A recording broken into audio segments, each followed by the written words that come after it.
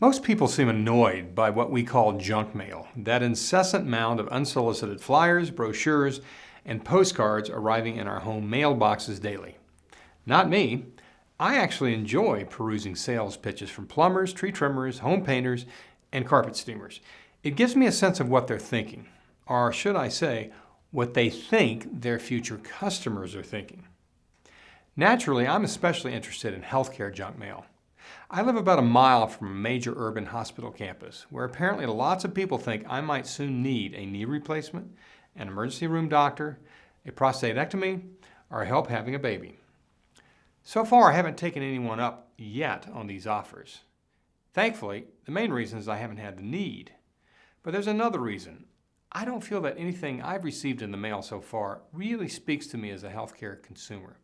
Let's take this postcard as an example. It really impressed me, but mostly in the wrong ways.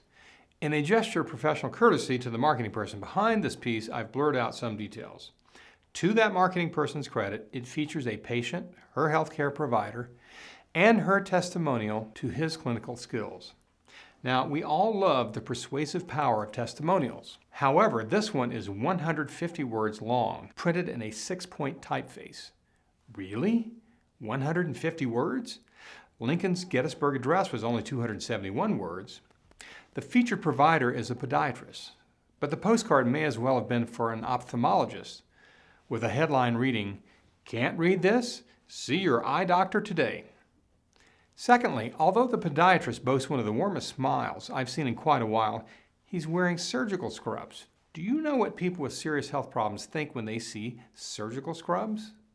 Consciously or subconsciously, they think scalpels, blood, stitches, dissected skin and muscle, wounds that might not heal for weeks, an inability to swim or golf or play tennis normally, perhaps for months, and surgical scars that could last a lifetime. In this instance, the average reaction is worsened by the photographic image of the patient still in a hospital bed.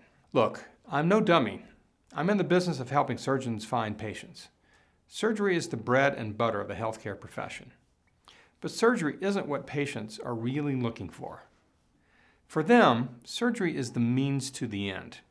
Patients go to surgeons and doctors for relief, for a healthier life, for a chance to feel better in the long run. To be convinced of a professional healer's skills, they don't need to watch a blood and guts video of the operation itself on a hospital website. Heck, they're going to be asleep the whole time anyway.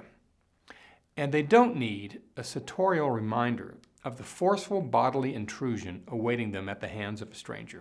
Lest you think I'm picking nits, let's move on to the two largest misfires of this mailer. Number one, the main message front and back is about avoiding amputation.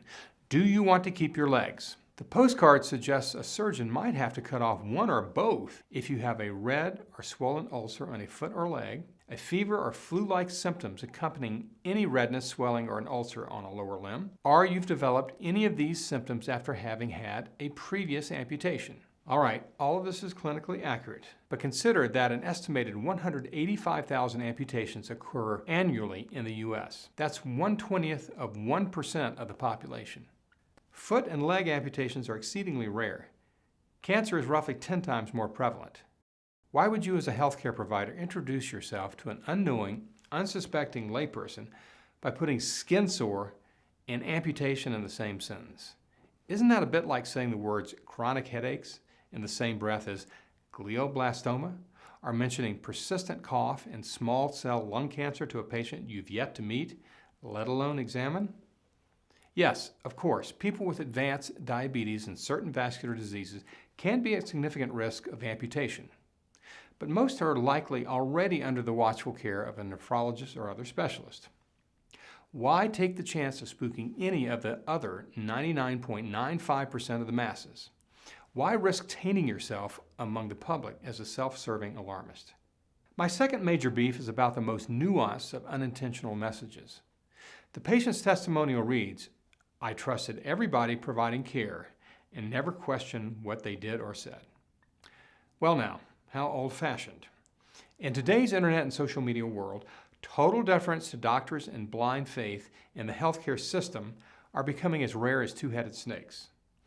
Too many patients are reading too many online posts and reviews by other patients these days not to be more discerning. Not ask questions? Is that what this doctor wants from his patients? Probably not. Yet the photo even depicts him standing over his patient in what might be interpreted as a dominant manner, as unintentional as the pose may be. Let's apply common sense. Let's focus less on process and more on goals in patient communications. Let's give the patient the leading role in the movie and illustrate him or her far beyond the hospital bed, enjoying a healthy, happy life. Let's also do better than a cell phone snapshot. Sure, throw in a picture of the doc, but only in a smaller supporting role. And above all, don't expect me to digest paragraphs of fine print.